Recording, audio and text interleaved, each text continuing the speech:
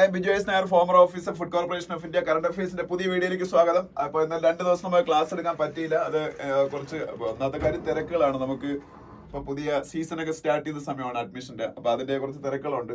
അപ്പൊ അതുകൊണ്ട് എനിക്ക് ചില ദിവസങ്ങളിൽ അങ്ങനെ എടുക്കാൻ പറ്റാത്തതിൽ സോറി. അപ്പം മാക്സിമം ഞാൻ അത് കണ്ടിന്യൂസ് ആയിട്ട് തന്നെ എടുക്കാൻ നോക്കും. അപ്പൊ ഇന്നത്തെ ന്യൂസ് പേപ്പറിൽ നമുക്ക് ആദ്യത്തെ ന്യൂസിൽ നോക്കുകയാണെന്നുണ്ടെങ്കിൽ ഫ്രണ്ട് പേജിലെ ന്യൂസിൽ എഴുതിയെടുക്കാൻ ആവശ്യമുള്ള ഇഷ്യൂസ് ഒന്നും ഇല്ല. ഒന്നാമത്തെ ED crossed all limits with raid on TN government body എന്ന് പറയുന്നൊരു ന്യൂസ് കാണാം. അത് തമിഴ്നാട് ടസ്മാക് എന്ന് പറയുന്നൊരു സംഭവമുണ്ട്. ടസ്മാക്, തമിഴ്നാട് സ്റ്റേറ്റ് മാർക്കറ്റിംഗ് കോർപ്പറേഷൻ എന്ന് പറയുന്ന സംഭവമാണ്. അതിന്റെ ഓഫീസിൽ ED റെയ്ഡ് നടത്തിയതിന് സുപ്രീം കോടതി ഇന്നലെ നിശ്ചിതമായിട്ട് വിമർശിക്കുക. സുപ്രീം കോടതിയുടെ ചീഫ് ജസ്റ്റിസ് ആണ് വിമർശിച്ചേക്കുന്നത്, BR ഗവായി. അപ്പൊ അതുമായിട്ട് ബന്ധപ്പെട്ട ഒരു ന്യൂസ്. അതിനപ്പുറത്ത് നമുക്ക് അതിൽ ഒരു എക്സാം പോയിന്റ് ഓഫ് വ്യൂലോ ഒന്നും എഴുതിയെടുക്കാനോ പഠിക്കാനോ ഒന്നും ഇല്ല. പിന്നെ അവിടെ തന്നെ വേറെ news, befitting reply given to Pakistan says PM എന്നൊരു ന്യൂസ് കാണാം. പ്രൈം മിനിസ്റ്റർ ഇന്നലെ രാജസ്ഥാനിൽ നടന്ന ഒരു റാലിയിൽ അദ്ദേഹം പാകിസ്ഥാൻ ഓപ്പറേഷൻ സിന്ദൂർ വഴി നമ്മൾ കൊടുത്ത റിപ്ലൈ, ബിഫിറ്റിംഗ് റിപ്ലൈ നമ്മൾ കൊടുത്തു എന്നുള്ള ഇതിൽ സംസാരിച്ചതിനെ കുറിച്ച് അവിടെ എഴുതിയേക്കുന്നത്. അവിടെയും വേറെ എന്തെങ്കിലും ഒരു എന്താ പറയുന്ന നമുക്കൊരു എക്സാം പോയിന്റ് ഓഫ് വ്യൂ എന്തെങ്കിലും കറണ്ട് അഫയേഴ്സിനെ കുറിച്ച് ഒന്നും പഠിക്കാനില്ല അതിൻ്റെ അകത്ത്. പിന്നെ 2 Israel embassy staffers killed in US ഇന്നലെ ഒരു ഗൺമാൻ ഇസ്രായേലിന്റെ എംബസിയിൽ 2 ഉദ്യോഗസ്ഥരെ കില്ല് ചെയ്തു. അതിന്റെ കാരണം എന്താണെന്ന് നമുക്കറിയാം. ഇസ്രായേൽ ഗാസയിൽ നടത്തുന്ന അറ്റാക്സ് അത് വലിയ രീതിയിൽ എസ്കലേറ്റ് ചെയ്തുകൊണ്ടിരിക്കുക വീണ്ടും. അപ്പൊ അതിനെ UK-യും ഫ്രാൻസും കാനഡയും പോലുള്ള ഇസ്രായേലിന്റെ സപ്പോർട്ടേഴ്സ് പോലും ഭയങ്കരമായിട്ട് വിമർശിച്ചിരിക്കുകയാണ്. ഇപ്പം ഇസ്രായേലിനെതിരെ സാങ്ഷൻസ് ഒക്കെ ഏർപ്പെടുത്തുമെന്നൊക്കെ അവർ പറഞ്ഞിട്ടുണ്ട്. അപ്പൊ സ്വാഭാവികമായിട്ടും അതിന്റെ ഒരു റിഫ്ലക്ഷൻ ആണ് ഈ നടന്ന ആ ഒരു സംഭവം. അപ്പം അതും അത്രേ പറയാവുള്ളൂ. പിന്നെ ഈ സൈഡിൽ ഇൻ ബ്രീഫ് ന്യൂസുകളൊക്കെ അകത്തെ പേജിൽ ഡീറ്റെയിൽ ആയിട്ട് ഉണ്ട്. അവിടെ ഇട്ട് പോകുമ്പോൾ പക്ഷെ അത് നമുക്ക് വലിയ ആവശ്യമുള്ള ന്യൂസുകളൊന്നും അല്ല. ഓക്കെ, അപ്പൊ നെക്സ്റ്റ് പേജിൽ പോകുമ്പോ soldier killed in major anti terror operation Jammu and Kashmir Chenab valley എന്നൊരു ന്യൂസ് കാണാം. അത് ചെനാബ്, നമ്മൾ ഈ ചെനാബ് എന്ന വാക്ക് കേൾക്കുമ്പോൾ നമുക്ക് പെട്ടെന്ന് ഓർമ്മ വരേണ്ട ഒരു സംഭവം IWT ആണ്. IWT എന്താണ്? Indus water treaty. IWT എന്താണ്? Indus water treaty. അതറിയാം നിങ്ങൾക്ക്. ഇപ്പം അറിഞ്ഞുകൂടാത്തവരും പഠിച്ചു കാണും. കാര്യം പാകിസ്ഥാനും ഇന്ത്യയുമായിട്ടുള്ള ആ ഒരു കരാർ ഇപ്പൊ ഇന്ത്യ സസ്പെൻഡ് ചെയ്യുകയൊക്കെ ചെയ്തല്ലോ. അപ്പൊ അത് വേൾഡ് ബാങ്ക് ബ്രോക്കർ ചെയ്ത് ഉണ്ടായ ഒരു എഗ്രിമെന്റ് ആണ് ഇന്ത്യക്കും പാകിസ്ഥാനും ബിറ്റ്വീൻ ഒഴുകുന്ന 6 റിവേഴ്സിൽ വെള്ളം ഷെയർ ചെയ്യുന്നതിനുള്ള എഗ്രിമെന്റ് ആണ്. അതിൽ ഇൻഡസ്, ചെനാബ് നദിയും വരും. അതിൽ ഇൻഡസ്, ചെനാബ്, രവി, ബിയാസ്, സത്ലജ്, ഇങ്ങനെ 6 നദികളാണുള്ളത്. ഇൻഡസ്, ചെനാബ്, രവി, ബിയാസ്, സത്ലജ്. അപ്പൊ ജസ്റ്റ് ഞാൻ പറഞ്ഞേ ഉള്ളൂ.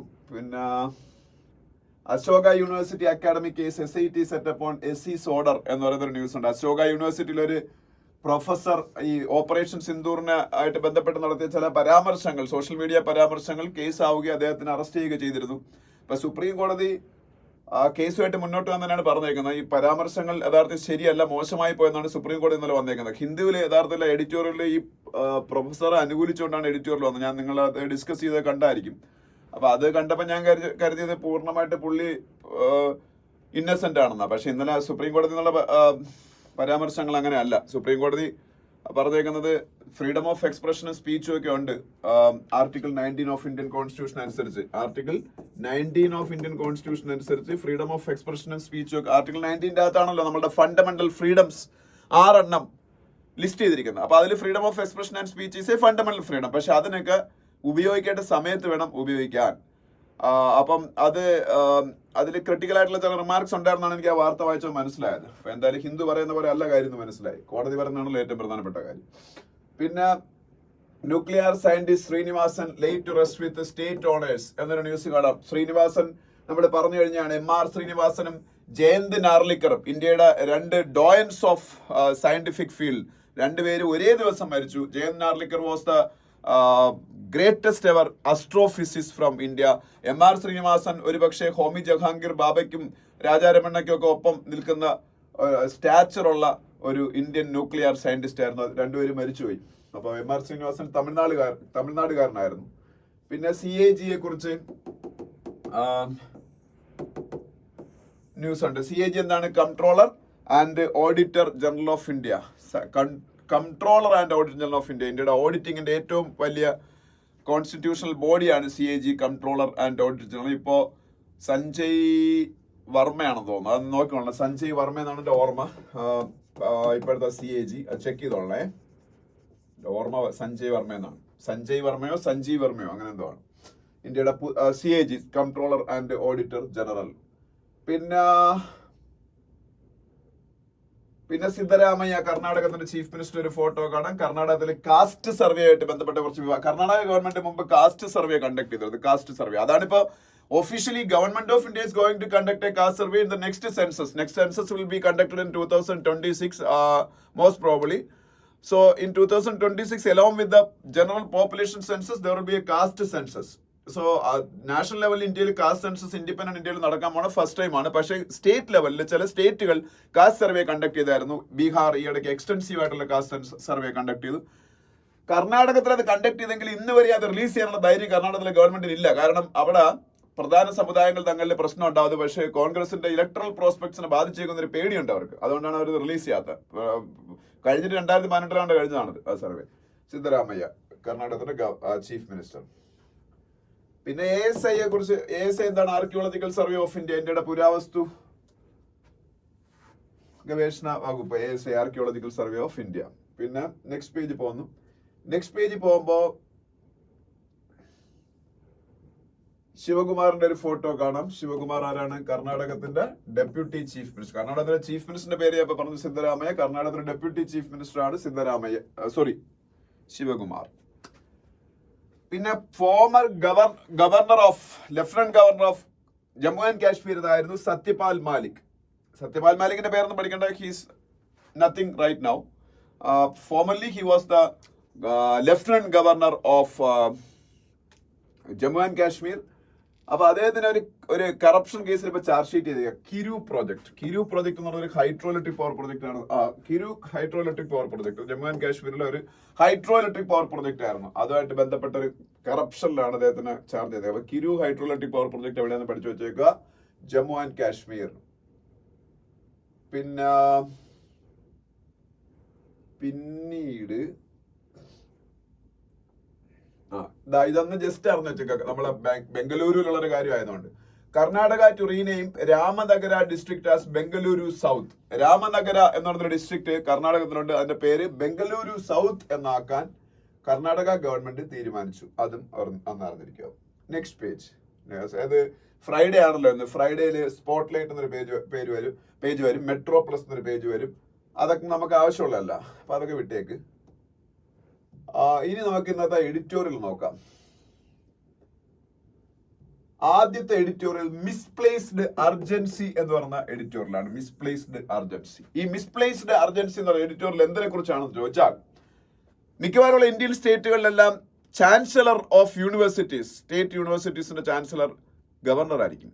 കേരളത്തിലും മിക്ക യൂണിവേഴ്സിറ്റീസിലും അങ്ങനെ തന്നെയാണ്. തമിഴ്നാട്ടിലൊക്കെ അങ്ങനെ തന്നെയാണ്. മിക്കവാറും ഇന്ത്യൻ സ്റ്റേറ്റുകളിലും അങ്ങനെയാണ്. പക്ഷെ പല സ്റ്റേറ്റുകളിലും ഗവർണറും സ്റ്റേറ്റ് ഗവൺമെന്റും തമ്മിൽ വലിയ ടസ്സിലുണ്ടായപ്പോ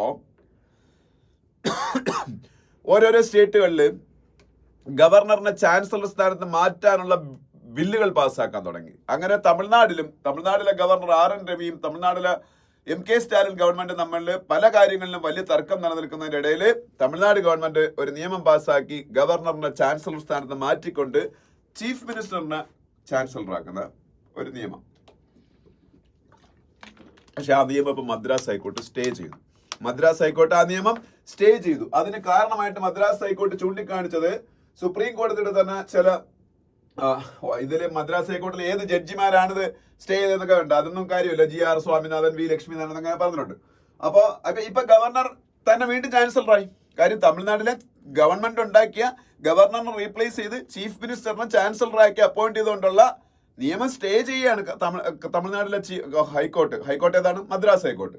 അപ്പൊ മദ്രാസ് ഹൈക്കോർട്ട് സ്റ്റേ ചെയ്യുമ്പോൾ സ്വാഭാവികമായിട്ട് വീണ്ടും തമിഴ്നാട്ടില് ഗവർണർ തന്നെയായി ചാൻസലർ ഓഫ് യൂണിവേഴ്സിറ്റീസ്. അപ്പൊ ഇതില് ആ ജഡ്ജിമാരുടെ പേരൊക്കെ പറഞ്ഞു. ജഡ്ജിമാരുടെ പേര് നമ്മൾ പഠിക്കേണ്ട ആവശ്യമൊന്നുമില്ല.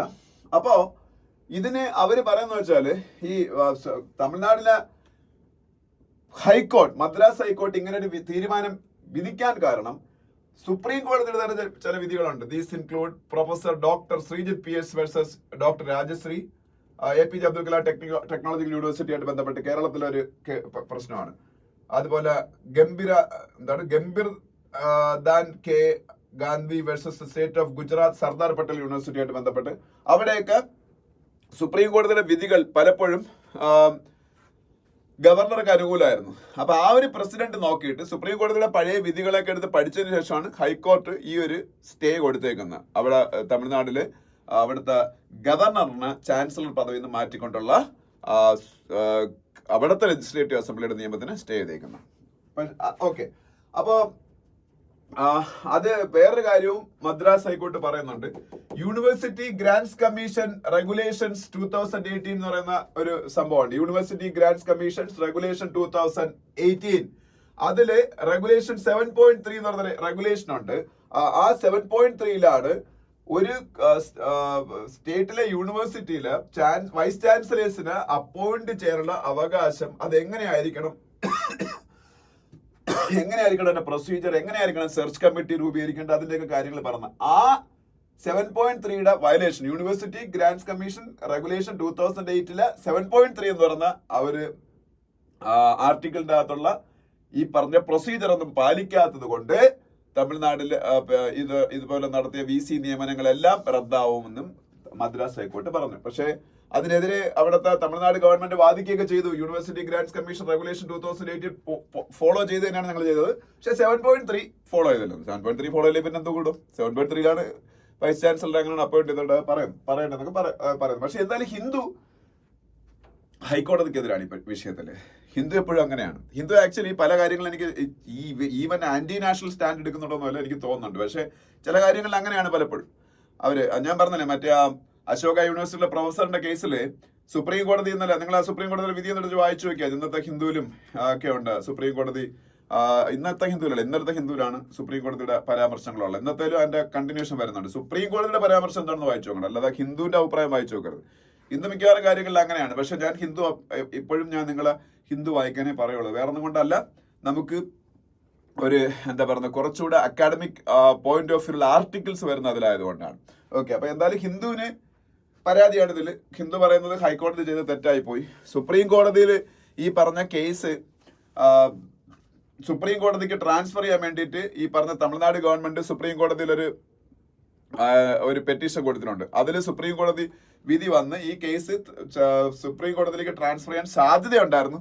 അപ്പൊ അതുവരെ മദ്രാസ് ഹൈക്കോർട്ട് വെയിറ്റ് ചെയ്യണമെന്ന്. അതെന്ത് പറച്ചിലാണ്? മദ്രാസ് ഹൈക്കോർട്ടിന് മുന്നിൽ ഒരു കേസ് വരുമ്പോൾ അവർക്കത് ഏത് രീതിയിൽ അത് അപ്രോച്ച് ചെയ്യണമെന്നുള്ളത് അവിടുത്തെ ജഡ്ജിമാരുടെ സ്വാതന്ത്ര്യമാണ്. ഹിന്ദു വരുന്നതൊക്കെ അല്ലല്ലോ ചെയ്യേണ്ടത്. അപ്പൊ എന്തായാലും അങ്ങനെയൊക്കെയാണ് ഇവർ പറഞ്ഞേക്കുന്നത്. എന്തായാലും ഹൈക്കോർട്ട് ചെയ്ത് മോശമായി പോയതാണ്. എന്തായാലും ഫസ്റ്റ് എഡിറ്റോറിയൽ അതാണ്. ഇനി വായിച്ച് നിങ്ങൾക്ക് മനസ്സിലാവും. Second editorial no ceasefire എന്ന് പറയുന്ന എഡിറ്റോറിയലാണ്. നോ സീസ് ഫയർ എന്ന് പറയുന്ന എഡിറ്റോറിയൽ. ഇത് സ്വാഭാവികമായിട്ടും ന്യൂസുകൾ ഫോളോ ചെയ്യുന്നവർക്ക് മനസ്സിലാവും എന്തിനെ കുറിച്ചാണ് ഈ ഒരു സംഭവം. യുക്രൈൻ റഷ്യ വാർ സ്റ്റാർട്ട് ചെയ്തിട്ട് 3 വർഷത്തിൽ കൂടുതലായി. യാതൊരു അവസാനമില്ലാതെ മുന്നോട്ട് പോയിക്കൊണ്ടിരിക്കുന്നു. ഇപ്പോഴത്തെ അമേരിക്കൻ പ്രസിഡന്റ് ഡൊണാൾഡ് ട്രംപ് യുക്രൈനുള്ള സഹായങ്ങളൊക്കെ നിർത്തുമെന്ന് ഭീഷണിപ്പെടുത്തിയവരെ ചെയ്തു. എന്നിട്ട് അധികാരത്തിൽ വന്ന ഉടനെ തന്നെ റഷ്യക്കും യുക്രൈനും ഇടയിലുള്ള ഈ വാർ അവസാനിപ്പിക്കുമെന്നും പറഞ്ഞാണ്. പക്ഷെ because of many reasons that is not happening. One reason എന്ന് പറഞ്ഞാല് റഷ്യയുടെ സ്റ്റാൻഡ് തന്നെയാണ്. റഷ്യ മാക്സിമലിസ്റ്റ് പൊസിഷൻസ് ഈ പറഞ്ഞ കാര്യത്തിൽ എടുത്തേക്കുന്നത്. അതായത് യാതൊരു തരത്തിലുള്ള സെക്യൂരിറ്റി ഗ്യാരണ്ടിയും യുക്രൈന് യൂറോപ്യൻ നേഷൻസ് കൊടുക്കാൻ പാടില്ല after the truce, after the end of the war എന്നുള്ളതാണ് അവരുടെ ഒരു കണ്ടീഷൻ. രണ്ടാമത്തെ കണ്ടീഷൻ, ഏതൊക്കെ പ്രദേശങ്ങൾ യുക്രൈന്റെ റഷ്യ പിടിച്ചെടുത്തിട്ടുണ്ടോ, ഏതാണ്ട് 20% കൂടുതൽ യുക്രൈൻ പ്രദേശങ്ങൾ റഷ്യ പിടിച്ചെടുത്തു, അതൊന്നും തിരിച്ചു കൊടുക്കില്ല. അതാണ് രണ്ടാമത്തെ കണ്ടീഷൻ. മൂന്നാമത്തെ condition, NATO north Atlantic treaty organisation എന്ന് പറഞ്ഞ അമേരിക്കയുടെ നേതൃത്വത്തിലുള്ള മിലിറ്ററി അലയൻസിൽ യുക്രൈനെ ഉൾപ്പെടുത്താൻ പാടില്ല. ഇതില് യുക്രൈനെ നാറ്റോയിൽ ഉൾപ്പെടുത്തുമെന്ന് അമേരിക്ക പറഞ്ഞു കഴിഞ്ഞു. അപ്പൊ ഒന്ന് ഓക്കെയാണ്.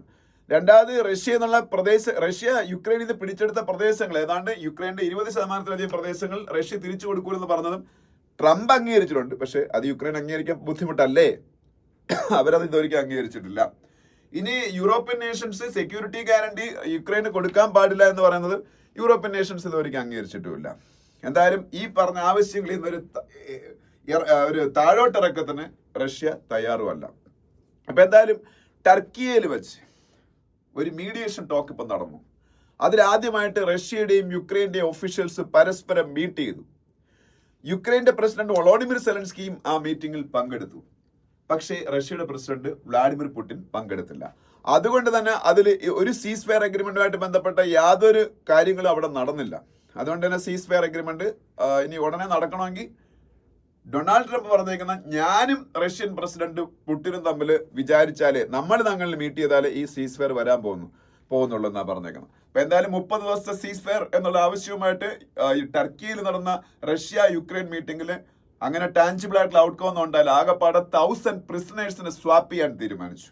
രണ്ട് രാജ്യങ്ങളും യുദ്ധ തടവുകാരായി പിടിച്ച പ്രിസണേഴ്സ് ഉണ്ട്. ആ 1000 അതിൽ 1000 പേരെ, ഒരുപാട് പേരുണ്ട്, 1000 പേരെ അങ്ങോട്ടും ഇങ്ങോട്ടും സ്വാപ്പ് ചെയ്യാൻ തീരുമാനിച്ചു. അപ്പൊ ഇതൊക്കെ ആണ് ഈ എഡിറ്റോറിയൽ പറയുന്നത്. എന്തായാലും ഒരു കാര്യം ഉറപ്പാണ്, ഇപ്പൊ യൂറോപ്പ് റഷ്യയെ ഐസൊലേറ്റ് ചെയ്തിരിക്കുകയാണ്, ടർക്കിയൊക്കെ പോലുള്ള ചില രാജ്യങ്ങൾ ഒഴിച്ച്. റഷ്യക്കെതിരെ കൂടുതൽ സാങ്ഷൻസ് ഏർപ്പെടുത്താനും യൂറോപ്യൻ രാജ്യങ്ങൾ തീരുമാനിച്ചു. അത് റഷ്യക്ക് ഒരു പ്രശ്നമല്ല എന്നാണ് എനിക്ക് തോന്നുന്നത്, ഈ സാങ്ഷൻസ് ഒന്നും. അങ്ങനെയാണെങ്കിൽ ഒരു പണ്ടേ അത് പ്രശ്നം അനുഭവിക്കേണ്ടതാണ്. അപ്പം Russia is not concerned about the sanctions imposed by European nations or US on them. അപ്പൊ അതുകൊണ്ട് അത് വർക്കൗട്ട് ആവുമെന്ന് എനിക്ക് അറിഞ്ഞൂടാ. പിന്നെ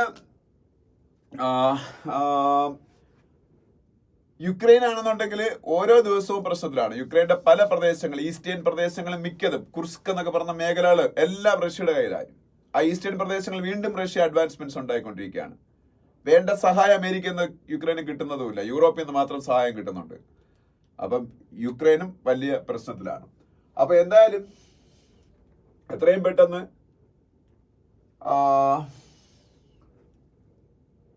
ഇത് അവസാനിപ്പിച്ചില്ലെങ്കിൽ യുക്രൈനായിരിക്കും കൂടുതൽ നഷ്ടം വരാൻ പോകുന്നത്. ഓക്കെ, അപ്പൊ ഇത് ആ എഡിറ്റോറിയൽ നിങ്ങൾ വായിച്ചു നോക്കുക. അത് മനസ്സിലാവുന്ന എഡിറ്റോറിയലാണ്, വലിയ പ്രശ്നമുള്ള എഡിറ്റോറിയലല്ല. പിന്നെ ഇന്ന് ആക്ച്വലി എനിക്ക് ഒരുപാട് സമയം കിട്ടിയില്ല. ഞാൻ പറഞ്ഞില്ലേ, ഇത് കുറെ തിരക്കുകളിലാണ് ഞാൻ. അപ്പൊ അതുകൊണ്ട് എനിക്ക് ഡീറ്റെയിൽഡ് ആയിട്ട് ഈ മറ്റ് ആർട്ടിക്കിൾസ് ഒന്നും വായിക്കാനുള്ള സമയം കിട്ടില്ല. ഇതൊക്കെ എന്ന് വെച്ചാൽ നേരെ ചൊവ്വേ വായിക്കേണ്ട ഒരു ആർട്ടിക്കിളാണ്.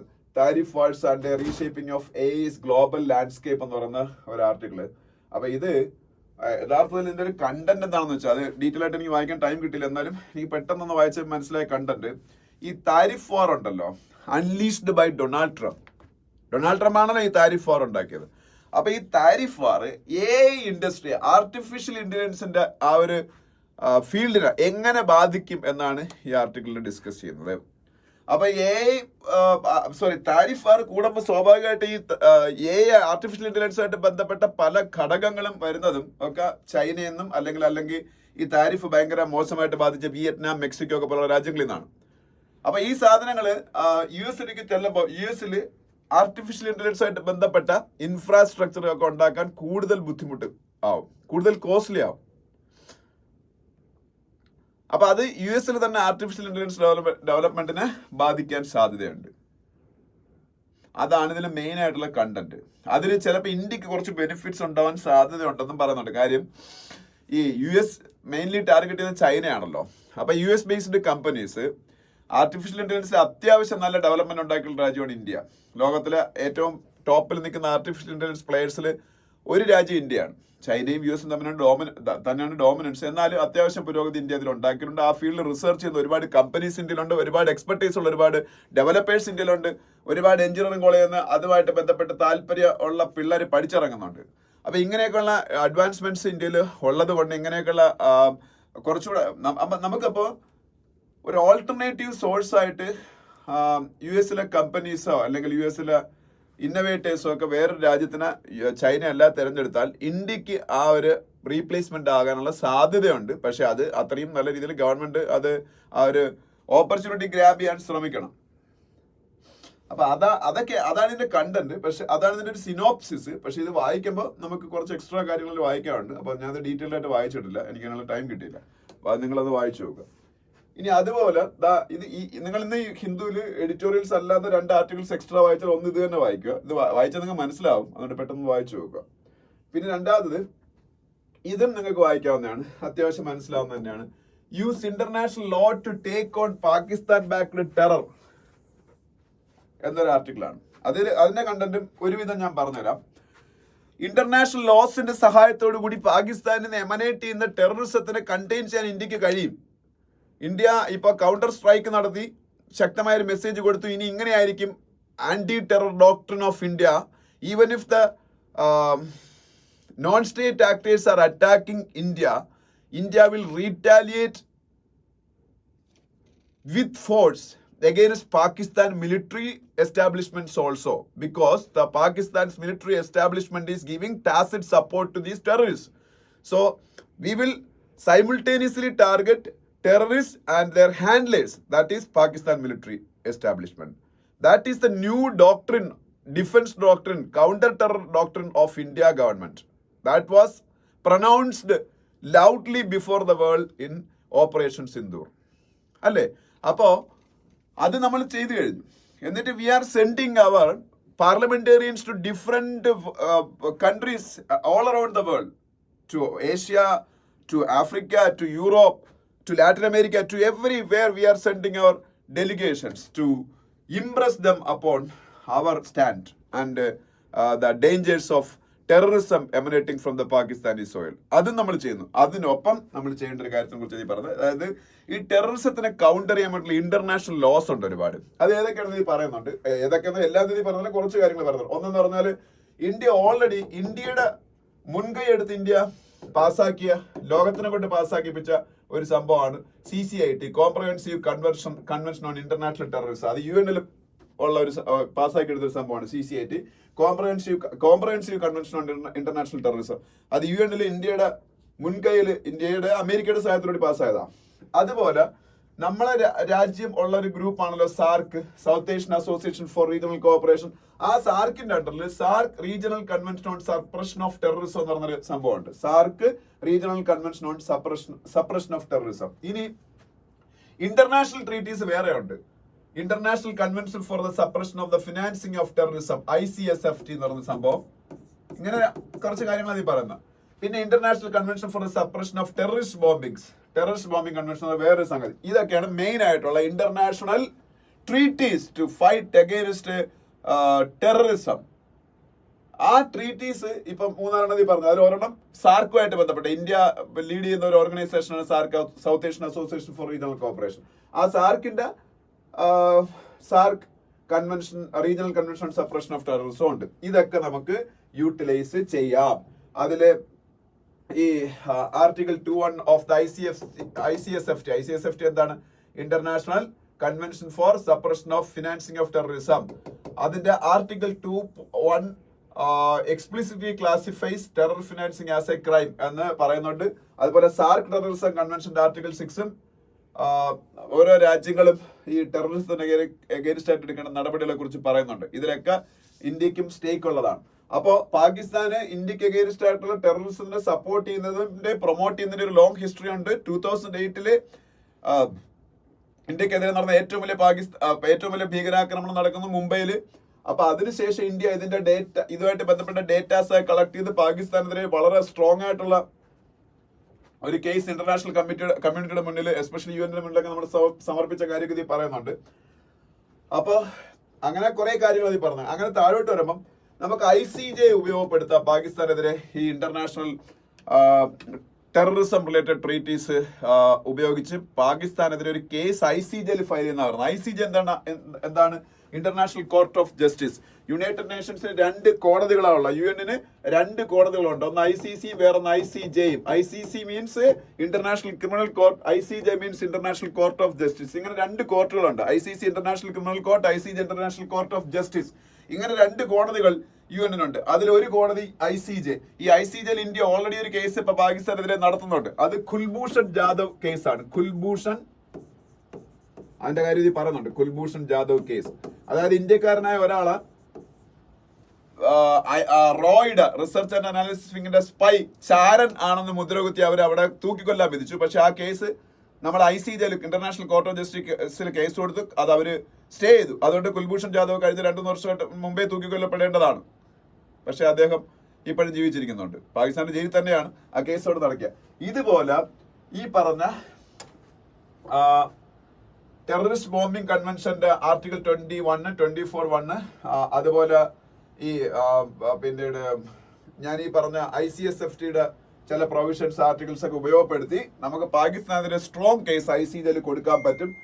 അപ്പം അതും ഉപയോഗപ്പെടുത്തണം. അങ്ങനെയൊക്കെയുള്ള കാര്യങ്ങളാണ് പറഞ്ഞേക്കുന്നത്. അപ്പം ICJ അങ്ങനെ നമ്മൾ കേസ് കൊടുക്കുമ്പം നമ്മൾ തന്നെ ഈ ICSFTയുടെ അല്ല എനിക്കൊന്ന് ബോംബിംഗ് കൺവെൻഷന്റെ ഏതോ ഒരു സംഭവം നമ്മൾ റാറ്റിഫൈ ചെയ്തിട്ടില്ല. അതൊക്കെ റാറ്റിഫൈ ചെയ്തതിന് ശേഷം വേണം ആ കേസ് കൊടുക്കാനെന്നും അങ്ങനെ ഒരു ലീഗലി നമുക്ക് ഇപ്പൊ നമ്മൾ ലീഗലി അല്ലല്ലോ ഉപയോഗിക്കുന്ന ഓപ്ഷൻ അത്. ഇപ്പൊ നമ്മൾ പെർസെപ്ഷൻ ബിൽഡിംഗ് ലോകത്തെ പല രാജ്യങ്ങളിലേക്ക് പോയി ഇന്ത്യക്ക് അനുകൂലമായിട്ടുള്ള പെർസെപ്ഷൻ ക്രിയേറ്റ് ചെയ്യാൻ ശ്രമിക്കുന്നു. അതുപോലെ പാകിസ്ഥാൻ നമ്മൾ മിലിറ്ററി ലെവലിൽ റെസ്പോൺസ് കൊടുക്കുന്നത് അതൊക്കെ കൊടുത്തു. ഇനി ലീഗലി നമുക്ക് ഇവരെ കൺട്രോൾ ചെയ്യാൻ പറ്റും, അല്ലെങ്കിൽ ഇവർക്കെതിരെ ഫൈറ്റ് ചെയ്യാൻ പറ്റും. അതാ ഇതിൽ പറയുന്നത്. അപ്പൊ അത് വായിച്ചു നോക്കുക. പിന്നെ ഇതൊന്നും വേണ്ട. പിന്നെ ടെക്സ്റ്റ് ആൻഡ് കോണ്ടെക്സ്റ്റ് പേജ് സമയമുള്ളവർ വായിച്ചു നോക്കുക. Why India need stable urban forest എന്ന് പറഞ്ഞാൽ, അർബൻ ഫോറസ്റ്റ് എന്ന് പറയുമ്പോൾ നമ്മളെ സിറ്റികളിൽ തന്നെ ഫോറസ്റ്റ് ഉണ്ട് പല സിറ്റികളിലും. അതിനെ ആ മരങ്ങളെന്ന് മുറിച്ച് കളയാതെ നമുക്ക് ആ അർബൻ ഫോറസ്റ്റ് നിലനിർത്തേണ്ടതിന്റെ ആവശ്യകതയെ കുറിച്ചാണ് ഈ ആർട്ടിക്കിളിൽ പറഞ്ഞത്. അത് നിങ്ങൾ വായിച്ചു നോക്കുക.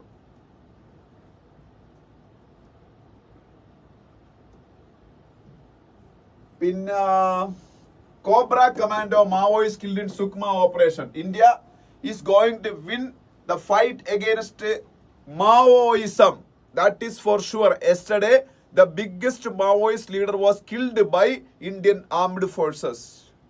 In ഛത്തീസ്ഗഡിലാണ് ആ ഒരു എൻകൗണ്ടർ. 27 പേര് മരിച്ചു. അതിൽ ഒരാള് പേര് ഞങ്ങൾ മറന്നു, അതിന്റെ പേരൊന്നും കാണാൻ പഠിക്കണ്ട. രാജ്യത്തിനെതിരെ ഫൈറ്റ് ചെയ്യുന്ന രാജ്യദ്രോഹികളാണ്. അപ്പൊ അതുകൊണ്ട് എന്താ ബസവരാജ അങ്ങനെ എന്താണ് അയാളുടെ പേര്.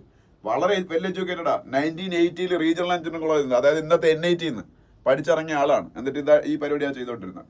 അപ്പൊ എന്തായാലും അയാളൊക്കെ മരിച്ചു. ഇനിയിപ്പം ഈ പറഞ്ഞ മാവോയിസത്തിന് ഇന്ത്യയിൽ വലിയ ഹോപ്പില്ല. 2026 മാർച്ചിൽ ആണ് ഇന്ത്യ മാവോയിസത്തിന് കംപ്ലീറ്റ്ലി എസ്കേപ്പ് ചെയ്യാൻ പോകുന്നത്. അത് ഗവൺമെന്റിന്റെ ഹോം മിനിസ്ട്രിയുടെ ഏറ്റവും വലിയ എയിം ആണ് to eliminate Maoism by 2026. That we will achieve, no doubt in that. അത്രയും അഡ്വാൻസ്മെന്റ് ഗവൺമെന്റ് ആംഡ് ഫോഴ്സസ് ഉണ്ടാക്കുന്നത്. മാവോയിസ്റ്റുകൾക്കെതിരെ പൊരുതാനുള്ള CRPFന്റെ ഒരു വിങ് ആണ് COBRA. COBRA means commando battalion for resolute action, the specialist wing of CRPF which is fighting against the Maoist menace in India. COBRA, commando battalion for resolute action. ഇനി താഴോട്ട് വരുമ്പോ മണിപ്പൂരിലുള്ള ചില വിഷയങ്ങളാണ്. മണിപ്പൂരിന്റെ ക്യാപിറ്റൽ ഇംഫാൽ ആണല്ലോ. മണിപ്പൂരിന്റെ ക്യാപിറ്റൽ ഏതാണ്? ഇംഫാൽ. മണിപ്പൂരിൽ ഇപ്പൊ നടന്നുകൊണ്ടിരിക്കുന്ന ഒരു ഫെസ്റ്റിവൽ ഉണ്ട്. ആ ഫെസ്റ്റിവൽ ഒന്ന് പഠിച്ചു വെച്ചേക്കണം. ഷിരൂലിലി എന്നാണ് എന്റെ പേര്. ഷിരൂയി ലില്ലി. ഞാൻ നിങ്ങളെ കഴിഞ്ഞ ക്ലാസ്സിൽ പറഞ്ഞു തന്നത് ഷിരൂയി ലില്ലി മണിപ്പൂരിൽ നടക്കുന്ന ഒരു ഫെസ്റ്റിവലാണ്. പിന്നെ നളന്ദ യൂണിവേഴ്സിറ്റിയായിട്ട് ബന്ധപ്പെട്ട ഒരു ന്യൂസ് ഉണ്ട്. നളന്ദ യൂണിവേഴ്സിറ്റി അറിയാലോ, നമുക്ക് ഏൻഷ്യൻ പീരീഡിൽ ഇന്ത്യയിൽ ഉണ്ടായിരുന്ന ഒരു യൂണിവേഴ്സിറ്റിയാണ്. ബുദ്ധിസവുമായിട്ട് ബന്ധപ്പെട്ട യൂണിവേഴ്സിറ്റിയാണ് Nalanda. But that was later destroyed. Now that Nalanda university is again revived.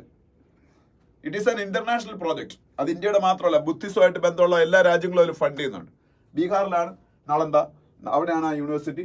Sachin ചതുർവേദിയാണ് അതിന്റെ vice chancellor. Sachin Chaturvedi vice chancellor. പഠിച്ചു വെച്ചേക്കാം. പിന്നെ ഈ വഖഫ് അമെന്റ്മെന്റ് ആക്ടുമായിട്ട് ബന്ധപ്പെട്ട കേസ് സുപ്രീം കോടതി നടന്നുകൊണ്ടിരിക്കുന്നതിനെ കുറിച്ചുള്ള ന്യൂസ് ആണ്. അത് കോൺസ്റ്റിറ്റ്യൂഷനിലാണോ ആന്റി കോൺസ്റ്റിറ്റ്യൂഷനിലാണോ എന്ന് സുപ്രീം കോടതി പരിശോധിച്ചുകൊണ്ടിരിക്കുക. അത് ഫൈനലി അതിന്റെ വിധി വരട്ടെ, എന്നിട്ട് നമുക്ക് അതിനെ കുറിച്ച് പഠിച്ചാൽ മതി. UAPA എന്താണ്? Unlawful activities prevention act. What is UAPA? Unlawful activities prevention act. Next page പോകുമ്പോ ഇന്ത്യയുടെ മൾട്ടി പാർട്ടി ഡെലിഗേഷൻ ലോകത്തിലെ പല രാജ്യങ്ങളിൽ പോയിട്ടില്ലേ, അതുമായിട്ട് അതൊന്നും നമുക്ക് എഴുതിയെടുക്കേണ്ട ആവശ്യമില്ല. ഇന്ത്യയുടെ ഇപ്പൊ നമ്മുടെ ശശി തരൂർ ഉൾപ്പെടുന്ന സംഘം പല രാജ്യങ്ങളിൽ പോയേക്കാണ് ഇന്ത്യയുടെ പൊസിഷൻ പറയാൻ. ഈ പേജ് പൊതുവെ നമുക്ക് അങ്ങനെ ആവശ്യമുള്ള അല്ല. ഇതില് നമ്മളെ CDSന്റെ ഒരു ഫോട്ടോ ഉണ്ട്. Who is CDS? Chief of defence staff. ഇന്ത്യയുടെ ചീഫ് ഓഫ് ഡിഫൻസ് സ്റ്റാഫ് ആരാണ്? ജനറൽ അനിൽ ചൗഹാൻ. ആരാണ്? General Anil Chauhan is the chief of defence staff. അത് പഠിച്ചു വെച്ചാണ്, വളരെ ഇമ്പോർട്ടന്റ് ആണ്. Chief of defence staff. 6 Kirti Chakras, 33 Shaurya Chakras conferred on defence police personnel. നമ്മൾ സിവിലിയൻസിന് കിട്ടുന്ന ഏറ്റവും വലിയ അവാർഡ് ഭാരതരത്നയാണ്. പിന്നെ നമുക്ക് പത്മശ്രീ, പത്മഭൂഷൺ, പത്മവിഭൂഷൺ ഇങ്ങനെ കുറെ സംഭവമുണ്ട് civilians. But for people in service അവർക്ക് കിട്ടുന്ന ഗാലൻട്രി അവാർഡ്സ് ആണ്. ഗാലൻട്രി അവാർഡ്സ് അതിൽ ഏറ്റവും വലുത് പരംവീർ ചക്രയാണ്. വാർ ടൈമിലെ ഏറ്റവും വലിയ അവാർഡാണ് പരംവീർ ചക്ര. പീസ് ടൈമിലെ ഏറ്റവും വലിയ അവാർഡാണ് അശോക ചക്ര. പരംവീർ ചക്ര വാർ ടൈമിലെ ഏറ്റവും വലിയ ഗാലൻട്രി അവാർഡ്. പീസ് ടൈമിലെ ഏറ്റവും വലിയ ഗാലൻട്രി അവാർഡാണ് അശോക് ചക്ര. ഇതല്ലാതെ അതിന്റെ താഴെ ശൗര്യ ചക്ര, കീർത്തി ചക്ര അങ്ങനെ സംഭവങ്ങളുണ്ട്. അത് ഇന്നലെ ദ്രൗപദി മുർമു കൺഫർ ചെയ്തതാണ്.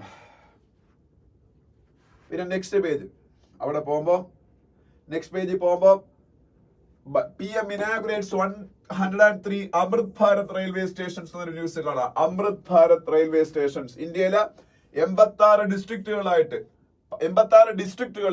18 സ്റ്റേറ്റുകളിലും യൂണിയൻ ടെറിട്ടറീസുമായിട്ട് 1100 കോടി 1100 crore സ്പെൻഡ് ചെയ്ത് 103 Amrit Bharat railway stations government develop ചെയ്ത്. കേരളത്തിലെ ചിറയൻകീഴ് പോലുള്ള, അല്ലെങ്കിൽ ചിറയൻകീഴ് പിന്നെ എനിക്കൊന്ന് രണ്ടാമത് വടകരയും കണ്ടായിരുന്നു. ഏതാ 2 റെയിൽവേ സ്റ്റേഷൻ കേരളത്തിലും ഉണ്ട്. മൊത്തം 103 അമൃത് ഭാരത് റെയിൽവേ സ്റ്റേഷൻസ്. അതിനുവേണ്ടി സ്പെൻഡ് ചെയ്ത എമൗണ്ട് 1100 crore. ഇന്ത്യയിലെ 86 ഡിസ്ട്രിക്റ്റുകളിൽ 18 സ്റ്റേറ്റുകളിലെ യൂണിയൻ ടെറിട്ടറീസ് ആയിട്ടാണ് ഈ അമൃത് ഭാരത് റെയിൽവേ സ്റ്റേഷൻ എന്ന് പറഞ്ഞാൽ വേറെ ഒന്നും അല്ല, പാസഞ്ചർ അമ്യൂണിറ്റീസ് ഒക്കെ ബെറ്റർ ആയിട്ട് ഇംപ്രൂവ് ചെയ്ത റെയിൽവേ സ്റ്റേഷൻസ് ഡെവലപ്പ് ചെയ്തതാണ്. പിന്നെ government reserve 4% housing for persons with disabilities.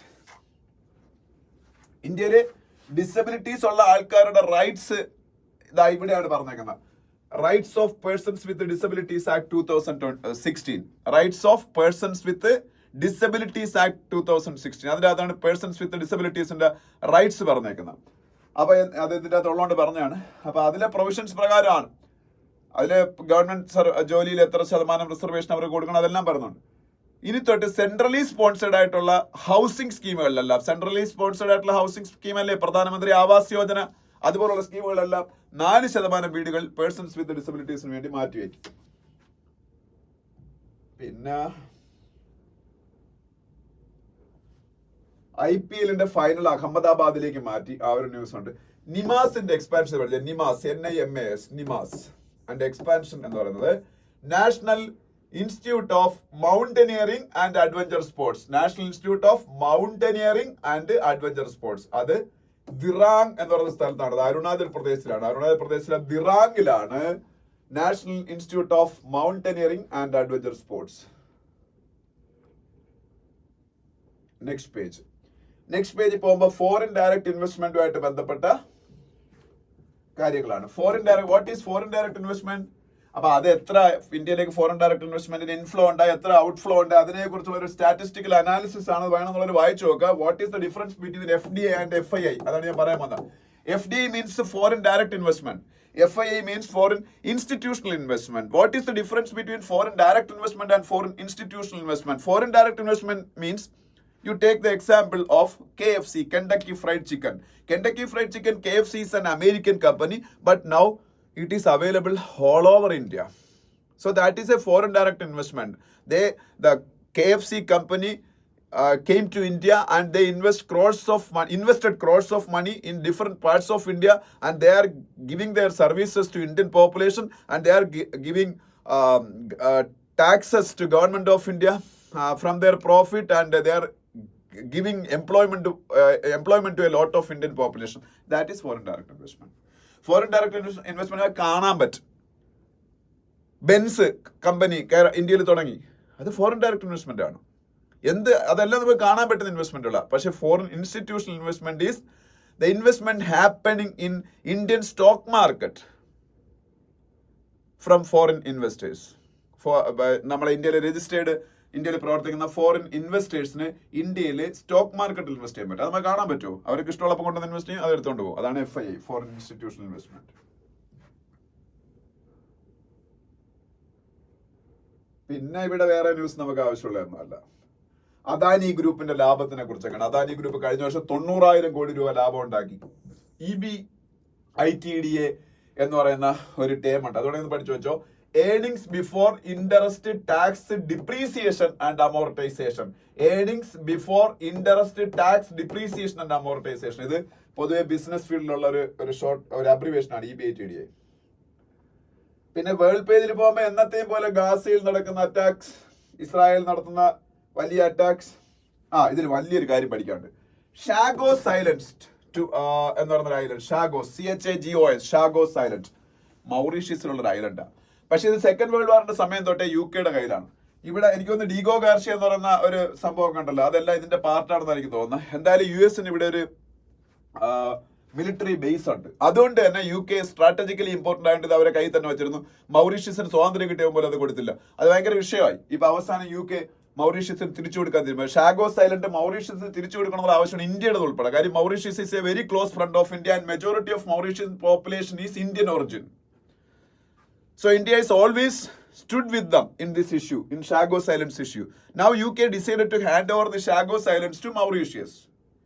And they want to get the island from Mauritius on a lease basis. ലീസിന് എടുക്കാമല്ലോ, നമുക്ക് നമ്മളെ സാധനം നമുക്ക് ലീസിന് നമ്മളെ ആൾക്കാരെ കൊടുക്കാം. 99 വർഷം ഞങ്ങളുടെ ലീസിന് എടുക്കാൻ പോയി. അതിനെ കുറിച്ചൊരു ന്യൂസാണ്.